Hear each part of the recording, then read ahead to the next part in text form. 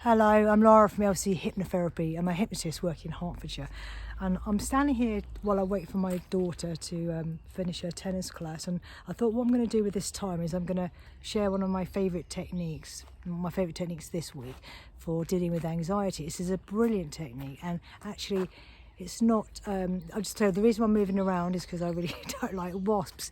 And I've tried to do a couple of videos already today, and every time I'm into it, a wasp comes and I have to move. And I'm trying to be calm for you, to show you this technique. And if I'm jumping around with wasps, it looks a bit crap. Anyway, that's why I'm moving around.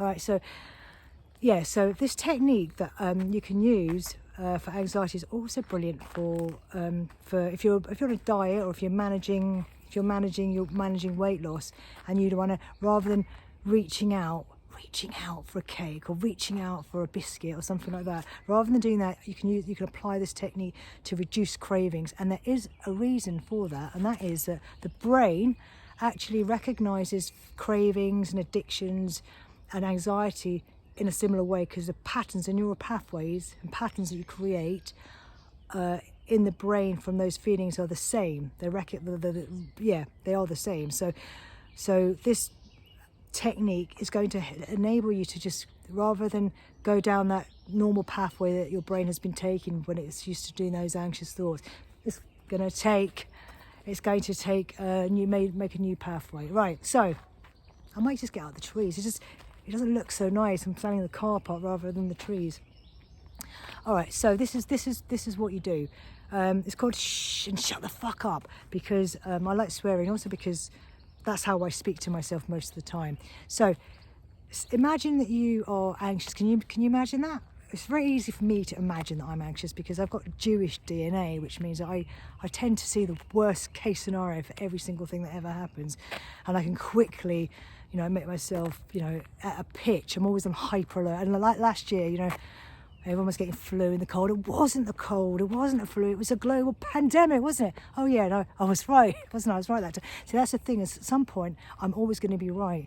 If you always perceive the worst, and I think there's a little bit of me that likes to, be one step ahead by always thinking the worst. But it can make you very, very unwell. And if I'm ever ill, rather than, well, I won't speak to my mum, basically. I can't speak to my mum or anyone else who's Jewish if I'm ill, because if I happen to mention I'm a headache, my mum will say, "Oh, do you think it's cancer?" Well, I do now. So thank you for that. And the thing is, one thing we do know is you can make yourself ill through negative thinking. So this technique, rather than going down that pathway of continual negative thoughts, what you're going to do is you're going to shh and shut the fuck up. And this is how you do it. So imagine that you're at work, or you're in the office, and you've had your first sort of like negative thought, and it could be something as simple as someone looks at you in a way that you don't like, and you start projecting reasons as to why that they might have looked at you on. Perhaps if they know that I've not done a good job, they think I haven't done a good job, they never really like me anyway. They never really like me. I should never have called my colleague useless twat, even though it was true, because they really like them, and now they think I'm unprofessional, and now I'm going to, when there's a whole load of redundancies coming, I'm going to lose my job, and then I'm going to lose a house, and then I'm going to be desolate. And you can see where this is going. So it can start with a really innocuous thought, like they don't like me, or they haven't looked at me, or something, or whatever it is. So rather than that, you simply look at what's in front of you. So in my case right now, it's right in front of you.